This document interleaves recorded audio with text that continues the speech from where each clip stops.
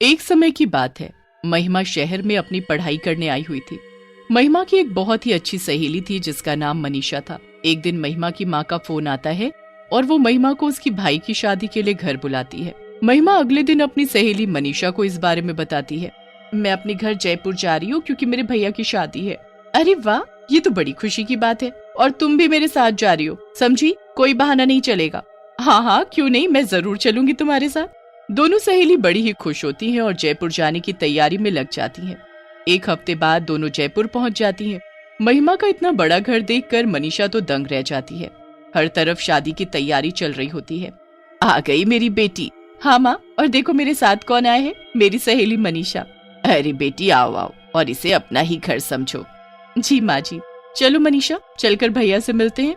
दोनों सहेली जाकर महिमा के भाई से मिलती हैं। राहुल अपनी बहन को देखकर बहुत खुश हो जाता है। अरे कितने दिन लगा दिए आने में, जैसे किसी पड़ोस की शादी है। अरे भैया, बस एग्जाम्स की वजह से रुकना पड़ा, पर अब मैं आ गई हूँ ना। अब देखना हम दोनों आपकी शादी में क्या धमाल मचाएंगे। अरे पर पहले इनसे तो मिलवा। अरे हाँ, मैं तो भूल ही गई। ये है मेरी सहेली मनीषा। महिमा उसके बाद मनीषा को अपना कमरा दिखाती है जो बिल्कुल राहुल के साथ वाला ही होता है। दोनों कमरे में जाकर बिस्तर पर पड़ जाती हैं और उनकी आंख लग जाती है। अगले दिन फिर दोनों अच्छे से तैयार होकर शादी की तैयारियों में लग जाती हैं। 2 दिन बाद राहुल की शादी हो जाती है और उनके घर एक सुंदर सी दुल्हन आ जाती है। अरे महिमा, ये तुम्हारी भाभी घूंघट क्यों किए हुए हैं? अरे ये शहर थोड़ी है, यहाँ बड़ों बड़ों को घूंघट करना ही पड़ता है।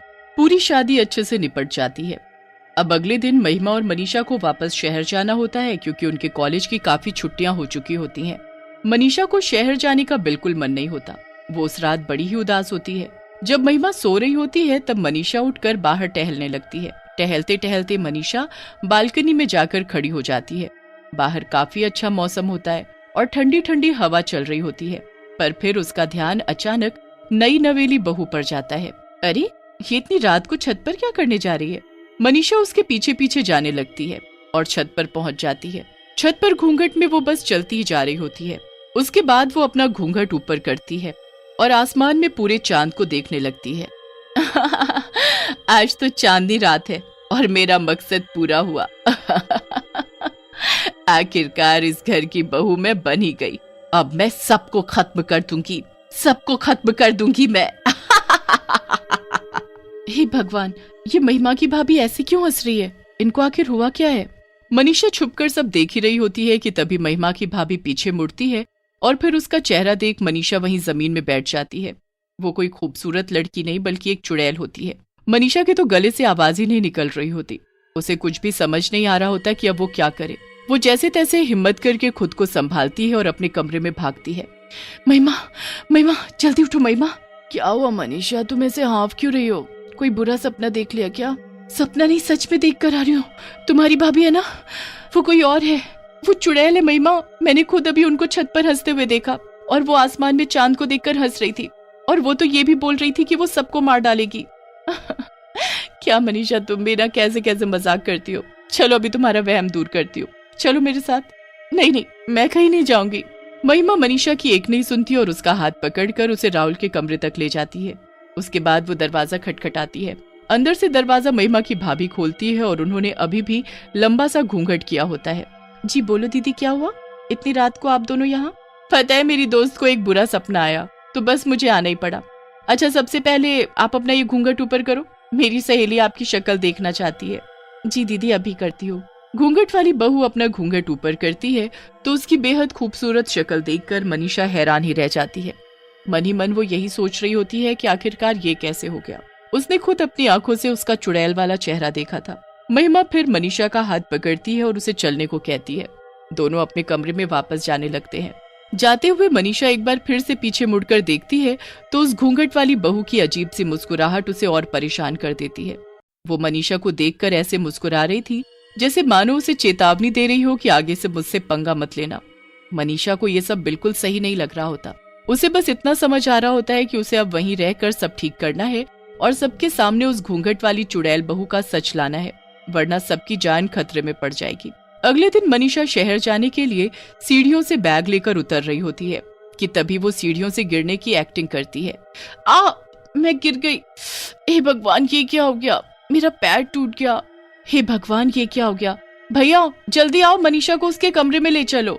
घूंघट से चुड़ैल बहू ये सब देख रही होती है। इसकी इतनी हिम्मत जो ये मेरे पति की गोद में जाएगी, इसे तो मैं बताऊंगी। अरे बहू, यहाँ क्या खड़ी खड़ी देख रही है? चलो मेरे साथ रसोई में और जल्दी से मनीषा के लिए बाम और हल्दी वाला दूध लेकर आओ। जी माँ जी।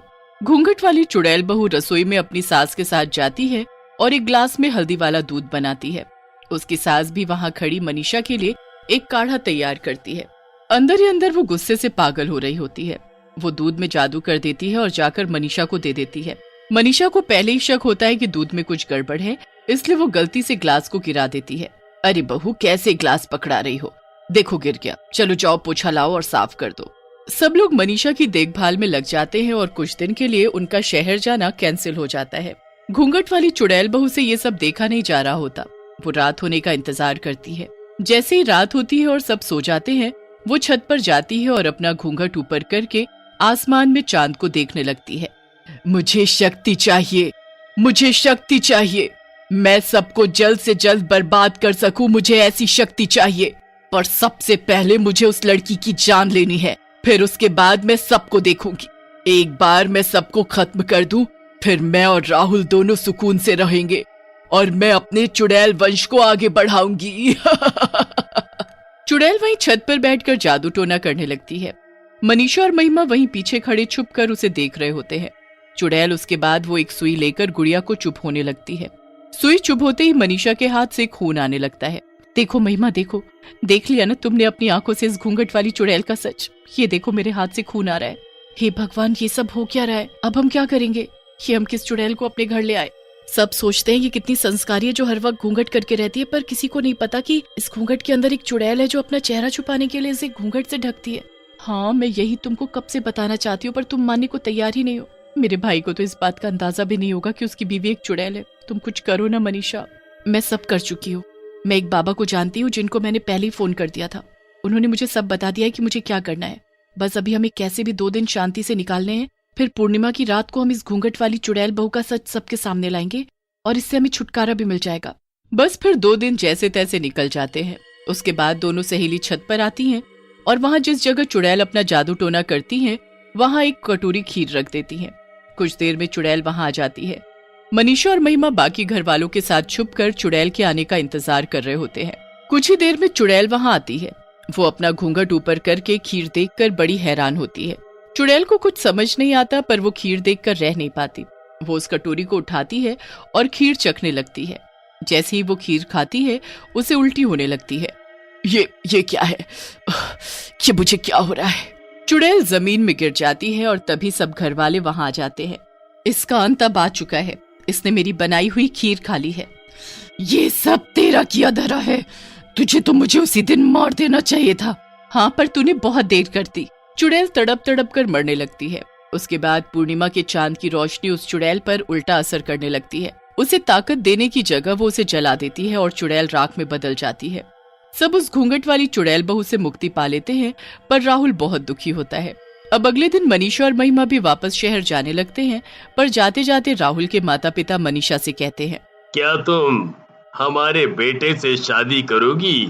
मनीषा ये सुनकर मुस्कुरा देती है। बस फिर मनीषा शहर चली जाती है और राहुल उसकी पढ़ाई पूरी और उसके वापस आने का इंतजार करता है। पढ़ाई पूरी होने के बाद दोनों की धूमधाम से शादी हो जाती है और मनीषा महिमा की भाभी बन जाती है।